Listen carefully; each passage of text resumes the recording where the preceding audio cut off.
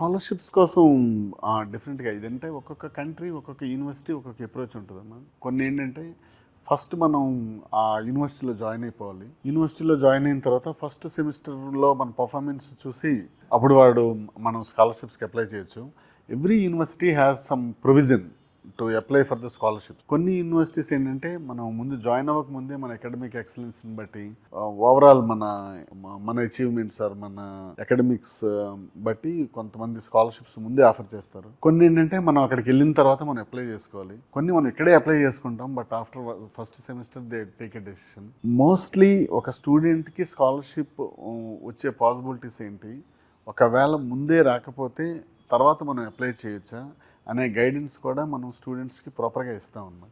ఈ స్కాలర్షిప్స్ అనేవి కొంతమందికి ముందే వస్తాయి, కొంతమందికి ఒకసారి జాయిన్ అయిన తర్వాత ఫస్ట్ సెమ్ రిజల్ట్ వచ్చిన తర్వాత కొంతమందికి అక్కడికి వెళ్ళి మనం అప్లై చేసుకోవచ్చు. కొన్ని యూనివర్సిటీస్ ఏం చేస్తాయంటే instead of scholarship they offer teaching assistantship in there universities during their studies. So అవి కూడా మనం ఫాలో కావచ్చు అన్నమాట. మేము ఒక స్టూడెంట్కి కౌన్సిలింగ్ ఇచ్చినప్పుడే ఆ స్టూడెంట్కి ఏదైనా సరే స్కాలర్షిప్ వచ్చే ఆప్షన్ ఉండే యూనివర్సిటీస్ ఉన్నాయా, ఇది మేము ఫస్ట్ ప్రిఫరెన్స్ ఎప్పుడూ కూడా మా కౌన్సిలింగ్ టీమ్ చేస్తుంది. And we always concentrating on that.